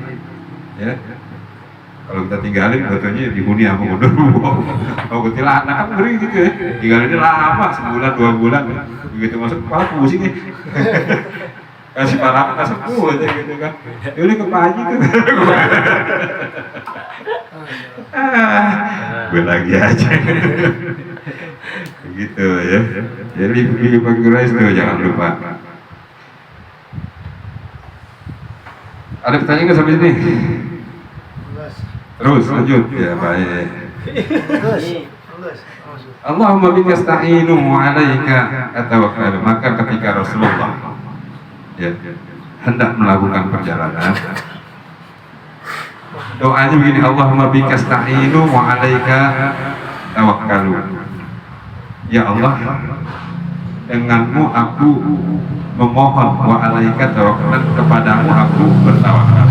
Allahumma dalili su'batan amri. Ya Allah, mudahkanlah daripada urusanku dimudahkan perkara. Wasahil alayya masyaqqatan safari, dan perlancarlah daripada perjalananku ini. Warzuqni, dan juga rizkikan aku minal khairil aksara mimma atlub, daripada yang baik-baik, yang banyak daripada yang aku minta. Ya, kalau kita minta 100.000, ya banyakin deh 1 juta gitu supaya cukup, karena banyak nih titipan nih ya. Soalnya banyak minta maaf sebelum jalan, banyak minta maaf nih. Lebih orang pergi haji ya pergi haji, pikiran itu pergi haji sombong amat sih pergi haji gitu. Tapi kok belum haji begitu aja, kita pulang oleh-olehnya mana ya, ada ini nggak korbannya mana, beli di situ, fitnah lagi kan, kata apa ya, lu dikasih, lu begini ngomongin gue, pulang ngomongin gue lagi ya gitu. Padahal didoain tuh ya kan, ya Allah si pulang supaya berangkat haji juga, supaya dapat jodoh, supaya didoain. Udah sampai sini dihina lagi, batal doanya. Ya gitu ya. Apalagi orang mau pergi haji ya, kita akan doa, walaupun kita lebih alim, kita mintakan doa sama orang itu yang hendak berangkat pergi haji atau umroh. Karena kenapa? Walaupun ini orang kalau dibilang biasa aja, ibadahnya juga biasa aja, tapi ketika dia diundang menjadi tamunya Allah Subhanahu wa Ta'ala, berkunjung ke Baitullah, ataupun nanti berkunjung sebagai tamunya baginda Rasulullah, itu tempat yang mulia, di mana kedua tempat itu adalah kedua tempat turunnya Al-Quran Al-Karim. Makkah, Madinah adalah tempat turunnya Al-Quran Al-Karim. Nggak ada tempat lain, kecuali di tempat Makkah dan Madinah. Dan setiap Baitullah itu ada telapak kakinya, bekas telapak kakinya baginda Rasulullah pernah berjalan di situ. Di Madinah juga. Maka itu tempat yang mustajab. Ya, terlebih Ka'bah, terlebih makam Rasulullah. Banyak tempat-tempat yang bersejarah di sana yang menghubungkan kita kepada ilahiyah dan kepada kecintaan kita kepada baginda Rasulullah. Nah, kita minta doa. Kalau kita di sini punya waktu yang mustajabah dengan keilmuan kita, dengan kesolehan kita, tapi di sana dia mempunyai tempat yang mustajabah. Tempatnya diijabah doa kita. Siapapun ente dijabah doanya di sana. Terlebih ketika kita menghadap Baitullah, arah kiblat yang selama ini semua kita berarah kepada. Kita berdoa dengan mulut tajam. Titip doa. Supaya bisa ke sana gitu ya. Nanti ada orang yang pergi nih di umroh, di haji, kalau bisa sampai nganterin, kalau bisa ada bekal keluarin buat beli apa yang kebutuhan di sana begitu loh ya. Buat beli apa, tapi jangan bayar, mau gobis ngasih 100.000, gobis 300.000 ya, mahalanmu ini gitu kan ya. Maksudnya begitu, kita kasih bekal supaya dia juga ringan di sana ya, insya Allah meringankan dia, berarti meringankan kita di sini. Itu dia panggil gue, kalau orang sini gitu ya, panggil gue di sana ya, gitu kan. Kalau ada lagi nih orang-orang itu, orang-orang kita sih bawa potong nih, kuburin tuh di padang pasir. Berarti bukan di Mekah ya, ke padang pasirnya dia nggak Mekah. Kalau ini kuburin di padang pasir, ketika lagi jalan-jalan gitu kan, keluar kota gitu kan ada turnya juga, dikubur di padang pasir. Ya ini bukan ke Mekahnya, ke padang pasirnya dia kan nggak mau nonton begitu. Jadi doanya ada yang tanya nggak? Nah begini, kalau kita berjalan itu ada yang namanya sholat jamaah ya, sebagai sholat Hadiah apa namanya tadi? Keselamatan perjalanan. Rusoh istilah. Rusoh. Ya, peringanan. Kapan kita bisa sholat rusoh? Sholat jamaah maksudnya. Kapan? Lalu di pelajaran tuh sholat jamaah. Saat lagi mau perjalanan jauh. Dengan mau niat, dengan sudah niat mau berjalan boleh. Tapi niatnya sekarang ini malam, ya. Paginya baru 2 hari lagi, jangan. Ketika hendak benar-benar mau pergi, ya. Nah itu udah berlaku sholat jamaah. Kalau ada hukumnya sampai 89 km, nah itu ada. Tapi itu juga nanti ada kondisi lagi yang boleh ketika sholat jamaah. Pertama, jaraknya udah masuk 89 km, ya, atau 90, atau ada yang bilang 80 km. Pertama, ya, boleh melakukan sholat jamaah ketika kita awal berangkat. Ketika kita berangkat zuhur, maka kita sholat jamaah apa asar. Lalu ketika kita berangkat sebelum zuhur, maka boleh sholat zuhurnya ditarik ke sholat asar, jadi jamaah takhir, ya boleh. Dan ada lagi satu hal daripada hadiahnya Allah, itu daripada kemurahannya Allah, boleh rukhsah, daripada apa namanya, boleh jamaah qashar, boleh kok qashar apa namanya, ngurangin jumlah rakaat. Jadi ketika sebelum sholat dua boleh, 2 rakaat boleh berlaku. Tapi qashar ini juga ada ketentuannya, ya. Ketika waktunya luang agak banyak, maka paling tidak jangan qashar. Sholat lengkap 4 rakaat misalnya, atau 3 rakaat 4 rakaat. 3 rakaat itu sholat maghrib, ya. Maghrib nggak boleh diqashar. Maghrib sama subuh nggak boleh dijamak. Kalau subuh terlebih nggak boleh jamak, nggak boleh diqashar. Ya, jadi qashar jadi 1 dong. Ya, kalau cuma 2 doang. Maghrib juga nggak boleh diqashar. Jamak boleh sama isya, tapi nggak boleh dipotong qashar. Tetap 3. Jadi 3 sama 2.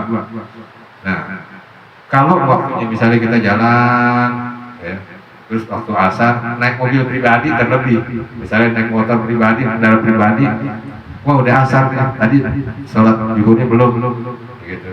Ya udah dijamaah. Tapi kalau sekiranya mepet, kalau nggak buru-buru naik motor nih, tak hujan, boleh qashar.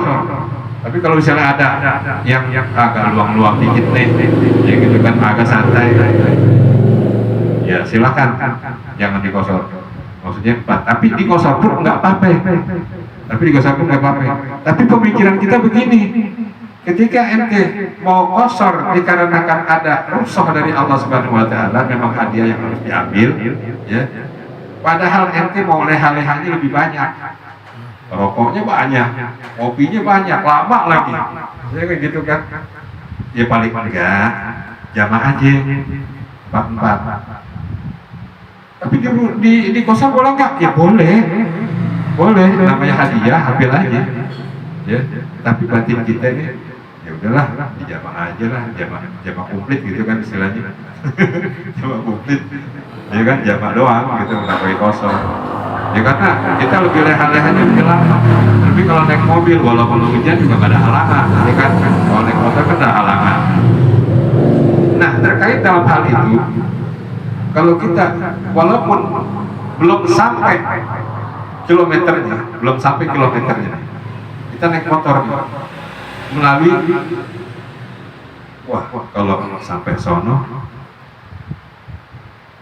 ya pada cuma 10 meter, cuma lewatin hutan, ya, ke rumah kita di sini, kita lewatin hutan mau ke rumah apa namanya saudara kita lewatin hutan yang gelap. Oh sampai sono 40 malam. Ya udah deh, jamaah aja deh, padahal belum kilometer belum gitu. Takut kenapa? Jadi lama perjalanan.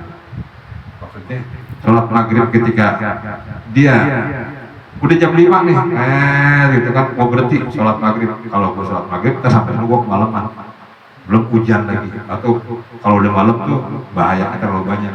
Ya udah boleh, maghrib dilewatin terus sampai sana udah isya, boleh dijamah, walaupun enggak.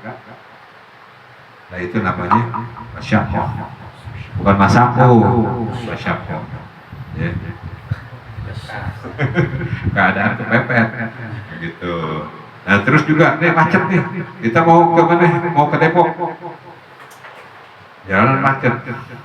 Maghrib jam 5 udah jalan, maghrib, susah nih berhenti, bensin nggak ada, mana macetnya parkir, gitu kan, jalannya pelan gitu kan, musola nggak ada lagi, aneh juga nih di Jakarta nggak ada musola ya.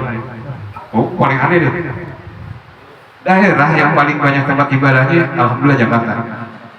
Ya, yang paling banyak tempat ibadahnya. Ente kemana nengok kiri nengok kanan juga di mana ada musola pasti. Ya kalau ente mau jalan dikit pasti ada ketemu musola. Gitu kan. Cuma parkirnya repot. Ya boleh ada di jalan tol soalnya. Jalan tol kan macet ya. Oh gitu. Nah itu boleh dijamak. Karena keadaan yang membuat demikian. Itu sholat jamak ya. Lalu kalau sholat jamak itu apakah semua kemusafiran, kepelancongan kita, kalau orang dulu bilang melancong, ya kepelancongan kita itu boleh menjamak dan mengqashar sholat karena itu rukhsah dari Allah Subhanahu Wa Taala, boleh kan? Udah jaraknya udah 90 km dari sini nih, kita mau ke Bandung lebih ya, mau ke Cisarua aja kita udah lebih itu 90 km dari tempat kita, atau mau ke Bandung lah yang pasti, gitu. Itu boleh jamak qashar nggak? Boleh. Ke Bandung. Lebih loh dari 90 km. Boleh. Ya, boleh.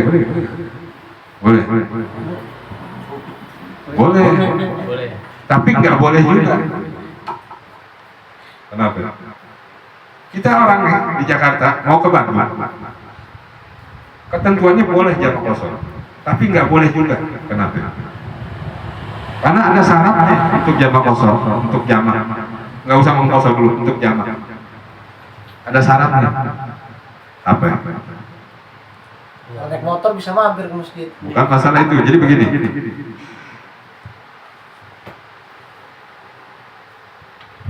Asi artinya maksiat. Orang yang belum boleh melakukan jamak dalam suatu perjalanan itu, walaupun telah menempuh daripada batasan jarak yang ditempuhnya, tapi dia nggak boleh menjadikan jamak, membatalkan jamak, melakukan sholat jamak, yaitu mendapatkan rukhsahnya karena melakukan maksiat. Yang pertama, niatnya maksiat nggak ada, dia mau niat berdagang ke Bandung misalnya, niatnya benar kan? Dia dapat hak untuk jamak, untuk rukhsah itu. Ya, dapat hak, boleh dia melakukan jamak sholat, bahkan qashar boleh dilakukan. Tapi ketika di dalam perjalanan baru sampai Bogor, dia melakukan maksiat, mencuri kah? Dia masuk masjid nyuri sendal.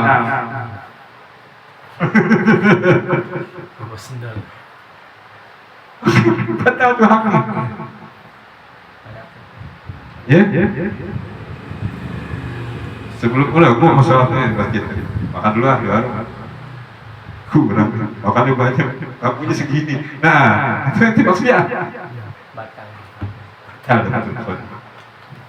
Hati-hati, jangan nih.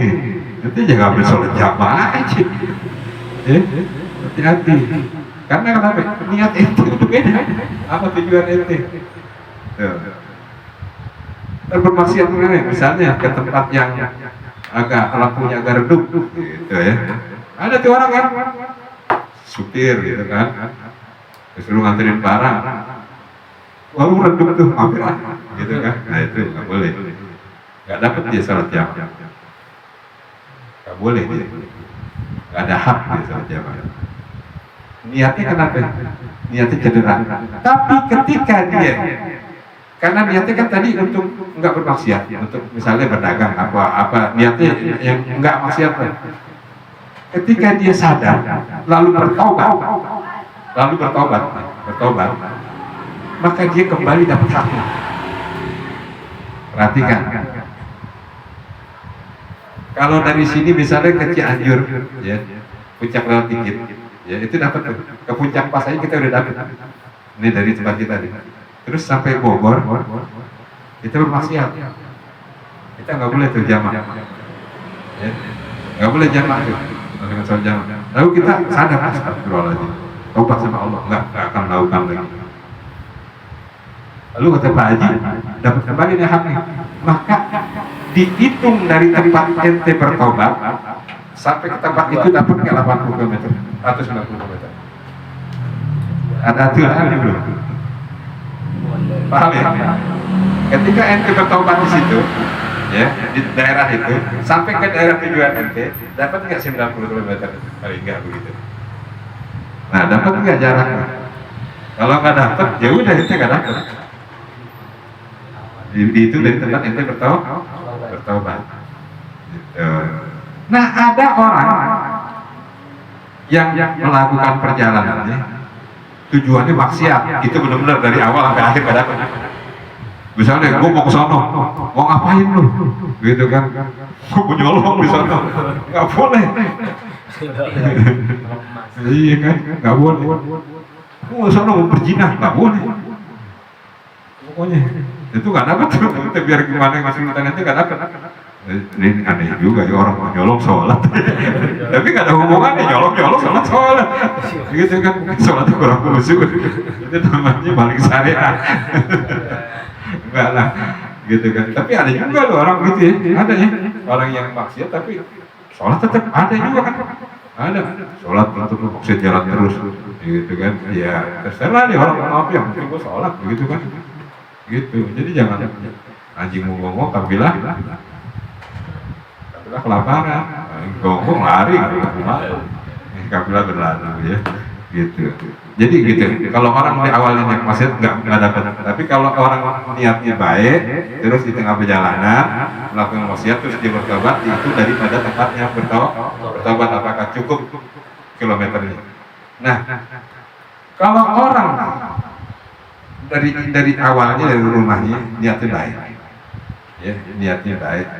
Cuman nggak sengaja melakukan maksiat ketika singgah misalnya gitu kan, nggak sengaja nih melakukan maksiat, hilaf dia melakukan maksiat, lalu dia sadar gitu kan, kalau bisa ditebus kepada orang itu minta maaf misalnya, atau kepada sesuatu misalnya, maka dia nggak dihitung dari awalnya begitu, karena dia memang benar-benar nggak belok tujuannya, karena nggak sengaja melakukan maksiat. Ya misalnya ada jamu yang lagi lapar gitu kan, terus petik, maling, ibu maaf saya lapar, kasih bu ya, udah nggak dihitung itu. Jadi dari awal udah itu ya tetap dihitung, dari rumah dihitung gitu. Paham begitu? Nah, karena begini, kalau ada orang yang baik pergi haji, ya, niat baik pergi haji, nah terus sampai di sana melakukan maksiat, ya tetap juga hajinya diterima, ya sepanjang ketika dia melaksanakan rukunnya itu apa namanya, sesuai dengan syariat sah, ya dia berhajinya itu sah. Tapi ketika dia karena sholat itu walaupun jaraknya pendek, itu seperti kalau di Mekah, kita nginep di Mekah, terus apa namanya, kita ke Arafah, di Arafah kita dapat rukhsah dari Allah Subhanahu Wa Taala boleh jamak, khusus di Arafah boleh jamak, khusus boleh jamak, sholat zuhur sama asar, sholat maghrib sama isya di Arafah doang. Jadi kalau sampai di Arafahnya itu sebelum tanggal 9, artinya misalnya Arafah itu hari Senin, ya, terus kita sampainya hari Ahad di situ malam, ya, maka kita dapat maghrib sama isanya di jamak. Maghrib sama isya di jamak. Terus paginya besok zuhur sama asar di jamak. Terus kita berangkat setelah asar ke Musdalifah, malam juga, maka isya aman. Maghrib sama isanya boleh di Musdalifah. Jamak. Lalu sampai kepada Mina, udah lepas dari jamak. Sholat biasa aja. Perhatikan ini ada ketentuan-ketentuan di jamaah juga di suatu tempat, terutama di Arafah ya dan Musdalifah itu boleh berjamaah. Tapi dalam musim haji, ya kalau nggak musim haji nggak boleh, cuma haji doang, gitu. Insyaallah itu semua bisa di. Oh enggak? Oh harus mau, jangan diam aja. Ya harus mau, nggak punya duit lagi urusan Allah, urusan Allah. Ya. Tapi kalau Insya Allah, amin, Insya Allah. Anda tinggal kan? Nanti semua berang. Ada siapa? Nanti bagian doanya formal aja. Ya Allah, Insya Allah. Gitu ya. Ada pertanyaan kan nih? Mengenai ini safar. Tadi bentar doang bentar. Apa kalau misalnya baru ingatnya di tempat kita sampai pas sampai maksudnya bukan yang dapat sholat jamaah tuh kan kita kan ngelakuin maksiat tuh tapi kita baru ingatnya di tempat kita ya, tujuannya baru sampai lah istilahnya baru sadar di tempat tujuan. Oh misalnya ente makan belum bayar nih belum bayar begitu terus ya istighfar dulu Allah tapi dengan janji ya Allah Insya Allah saya mau bayar aja kalau situ pulang balik lagi situ saya bayar aja sama ibu warung gitu iya kan terus kelupaan lagi lupa bayar apalagi janji juga gimana paling nggak ente harus jadi janji itu hutang mati itu lagi terlebih ente itu kan sama aja ente berbuat curang. Ya, dalam perjalanan itu ente berbuat curang, maka ente harus menanggulangi kecurangan itu benar-benar dengan bayarnya, gitu kan? Ini nggak usah masalah itu kan? Ada cerita naik gunung, anak perempuan lagi dalam keadaan head, jorok, buangnya sembarangan, suruh balik lagi, udah sampai tempat tinggal, misalnya Jakarta, itu perempuan dihampiri terus, kenapa? Suruh pungut itu tempat ini. Apalagi jadi gitu, ente mau. Terus tiba-tiba ibu warungnya meninggal. Hutang bayar ya. sumpah serapah. Itu tertarik kayaknya. Tadi jadi kebiri. Masih mau tempe orek lumayan. Tapi kalau benar kita udah, aduh kayaknya pernah tapi gue lupa gimana ya. Ya Allah, ini sedekah buat orang yang pernah saya zolimin. Ya. Tapi ente kalau masih ingat, ente harus balik. Jangan maksudnya buat orang yang saya ini kasihan tuh ibu. 50.000 dimanya. Ini rokok apa? Gimana sih ente? Ente beli rokok gitu. Ada. Apa ya? Makan apaan? Itu mau rokok nih. Aku itu pernah naik angkot.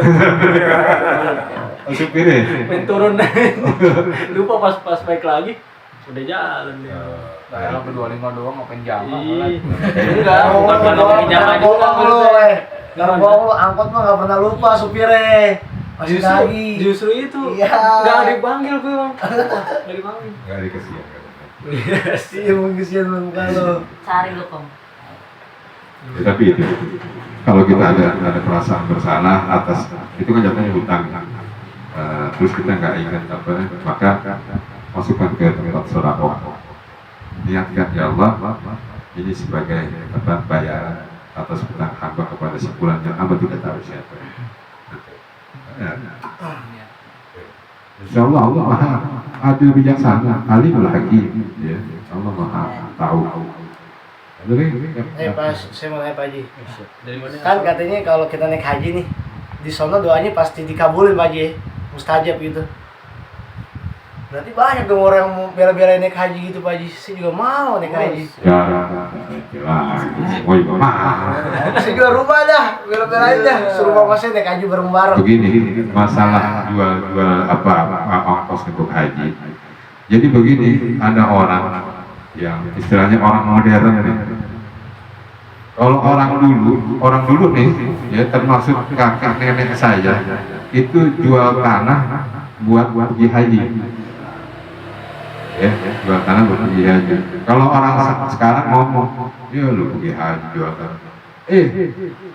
Kakek nenek gue dulu punya tanah hektaran, itu hartanya dia jual separohnya juga bakal ibadah ya nggak kenapa ya masih ada sisanya. Itu sama aja lu punya orang zaman sekarang apa punya tabungan di bank, punya emas, punya apa, punya mobil 3 tapi belum pergi haji, jual mobilnya masih ada mobilnya. Paling enggak lu nggak punya mobil nggak sampai melarat hidup lu, ya boleh haji. Tapi kalau kita jual banda sampai akhirnya miskin, kita jual banda ini pulang haji kontrak, jangan juga. Gimana itu belum sampai ke sana. Begitu. Kalau udah hajat kepengen gitu Pak Haji. Ya ente ada penyesalan nggak? Soalnya gue juga bukan ente doang, ada mak ente. Ya rutin dulu kan, bisa marahin dulu. Ente mau ente dibikinin tenda pulang haji, tinggal bikin kali. Ya, Itu namanya memaksakan. Enggak lah, tanpa pamrih lah. bukan tanpa pamrih, itu maksain. Artinya kita ibadah sekarang begini, nggak usah pergi haji, nggak usah pergi haji nih. Ente mau sholat nih, ya. Hujan deras, ente kekeh masuk ke masjid. Hujan deras, petir menggelegar, buat rumah bocor. Tinggal ente sama ente. Sekarang ente balik ke masjid apa nolongin sama ente itu rumah pada bocor. Nolongin dulu lah kalau itu Pak Haji. Ya iya kan, kalau nolongin dulu ketinggalan sholat ke masjid. Jemaah. Ayo. Jemaah di rumah sama orang tua jadi nanti. Ya boleh, itu kan berarti pilihan ente. Lebih baik nggak jual rumah dulu deh, nunggu dulu rezeki yang lain. Sabar. Paham? Pak, insya Allah. Gitu. Jangan sampai ketika ente melakukan ibadah itu menyusahkan diri ente. Gitu. Tapi kalau iman udah kuat, seperti panggilan perang. Ini orang kafir di sana menghina Rasulullah. Jual rumah ya, beli AK-47 gitu kan. Ya ntar orang tua aja kafir mah. Begitu baru, bukan begitu nakapnya. Allah bisawab. Jadi gitu ya. Iya Pak Haji. Jadi janganlah mengada-ada kayak begitu. Kalau begini, kalau udah punya rumah sendiri, punya mobil, ya, punya motor, terus nggak ada keinginan pergi haji, kata Rasulullah tinggal pilih, ente mau mati secara Yahudi apa secara Nasrani? Pilih itu antara dua, ente mau mati Yahudi apa mati Nasrani?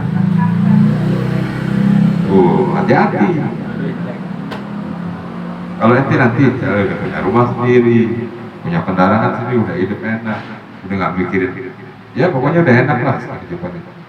Masih nggak mau kepikiran haji, kata Rasulullah pilih mati Yahudi apa mati Nasrani. Tinggal pilih aja. Begitu. Jadi kalau orang udah cukup perbendaharaan dunianya harus. Boleh tunda Pak Haji. Boleh. Insya Allah. Tapi kan ada orang sekarang terlibat dengan apa. Tapi kayaknya urusan kerja juga gampang ya. Kalau kita ini ngomong sama bos gitu, bos saya mau pergi haji nih. Berapa lama? 3 tahun lah. Naik sepeda bos. Masya Allah, naik sepeda. Ada kan sampai pergi haji kemarin naik sepeda. Ada itu perjuangan Wahidiyah. Masya Allah. Naik sepeda semua gitu bener. Itu mendingan begitu daripada jual rumah. Ya. Belum gimana Pak Haji belum. Nah, itu ngomong iman sekarang. Gua rumah. Rumah rugi, orang tua ibunya mau Jalur gak tahu kalau jalur. tenda camping sih mendingan ada sletingnya. Ya, Nih, terpal gitu doang, terpal biru. Nggak ada sletingnya. Kena Pak. Iya kan? Ya. Nanti mana ada. Ya, Ya, apa tadi itu menanya kayaknya? Lu melotot mulu kalau orang lain melotot mulu. Siapa? Apa? Apa? Alhamdulillah. Ya. Ya Rabbana tarafna